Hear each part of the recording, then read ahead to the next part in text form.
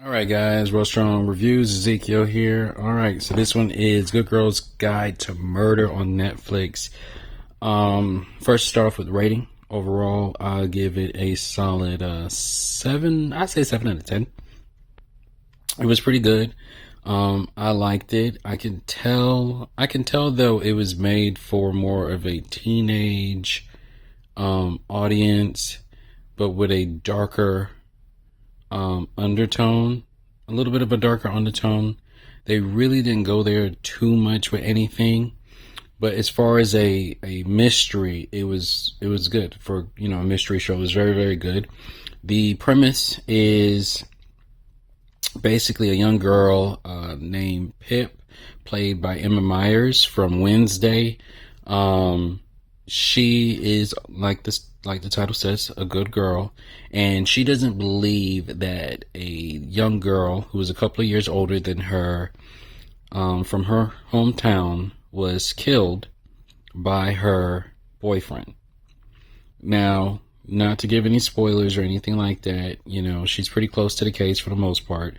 And we learn that as she decides to take this mystery and involve it for a school project, and she gets closer and closer to the truth, things aren't as they seem, basically. Okay. The show, the acting, let's start with the acting. I like to, deal with the acting first. It was solid. I think everybody in there was very convincing. It was a good show. It was, Emma did an excellent job. She's a little different from Wednesday for the most part, but I think she did a pretty solid job for her character. You really get to see, why it's called The Good Girl's Guide to Murder, because you get to see, like, as in her friend crowd, she is she's a naive one. She listens to her parents for the most part. She doesn't say no. She's a good girl, and she's 18, getting ready to go off to college in the beginning of the series.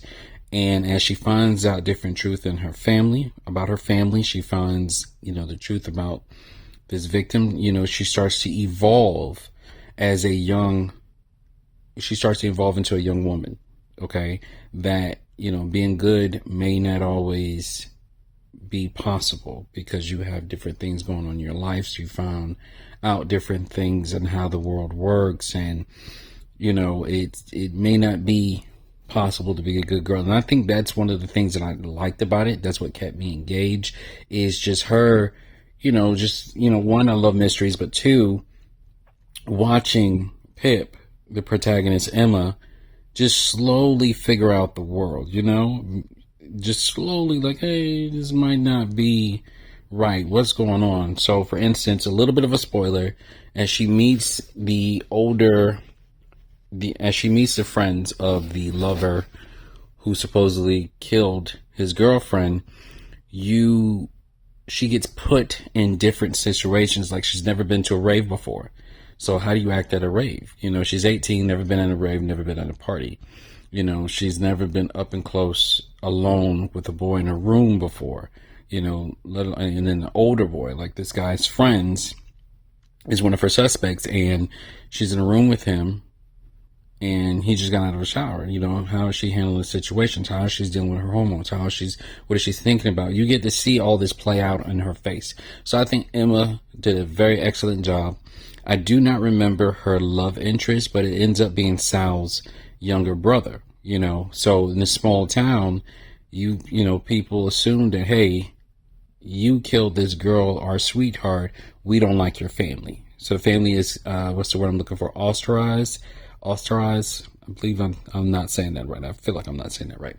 But the town doesn't like the family. So, he drops out of school. He's there to support his mom, make sure the town, like, just that whole negative vibe. And he also doesn't believe his brother did it. So they kind of work together, and you get reference within the show that, there's Sherlock and Watson. He did a pretty good job supporting her, but by no means it was a lot. It's her show. It's her. She's running it. And she did good. You can tell why she's a genius. You can tell why she's smart. Emma did an excellent job. And the protagonist did an excellent job. Now, where it falls short at, I believe it was a little too easy to tell. But I don't know if that's just because I love mystery shows and I watch a lot of mystery shows, or it's based off a book by Holly. I think her name was Holly Jackson, the person who wrote the book. I don't know if it was written for teenagers, so that's why it's a little easy. I don't know. I kind of saw what did happen. I kind of foresaw what was gonna like who done it. I kind of foresaw within the first two episodes, like 9 out of 10 is probably them. They did try to, do that like a lot of mystery shows do. Maybe it's that person. Maybe it's this person. Yeah, I kind of, I did kind of figure out, who it was. Let's just say that. But like I said, I think I paid more attention to the actress and the character's development. You know what I'm saying? And how she went about tracking, finding the truth, and being a little bit disobedient to get what she wants, and not always being the good girl. I think that's what really kept me engaged overall. And the tone was solid, in my opinion. It gave me the tone of Gone Girl. So it's like a CW type of Gone Girl for teenagers is kind of how I felt it was. And Gone Girl was pretty solid. It was pretty good. But Good Girls Guide to Murder on Netflix. Check it out. It's pretty decent. I think you guys might enjoy it. Peace. Sorry for the late review.